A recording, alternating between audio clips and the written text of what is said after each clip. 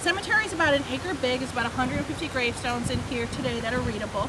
These are two of my favorite right here. They have the very graphic depiction of a skull and crossbones. And remember, these were all carved with hammer and chisel. This wasn't done with any sort of machinery. Someone actually sat down and chiseled out these designs. Why these are my favorite is because these are a huge graphic depiction of death itself, the skull and crossbones. And it was really carved on the stones as a reminder to the living, not so much for the dead.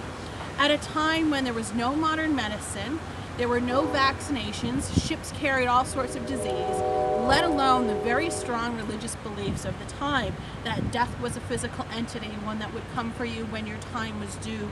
Children were shown corpses. They were told their parents would testify against them at the Last Judgment.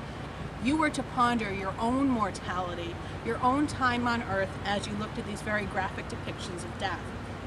Skulls and crossbones, winged skulls, are not unusual throughout New England. You'll find them everywhere. But here in the Point of Graves, we have so many from the 1600s. It's really quite remarkable. In fact, the oldest stone in here is from 1683. So as you walk by these stones, and even 200 years later, you have 1759 and 1774, you're to contemplate your own existence on Earth. And how could you not? Because this is what you're going to become at some point. Like it or not, you're going to be a body in the ground that's smoldering into skulls and crossbones.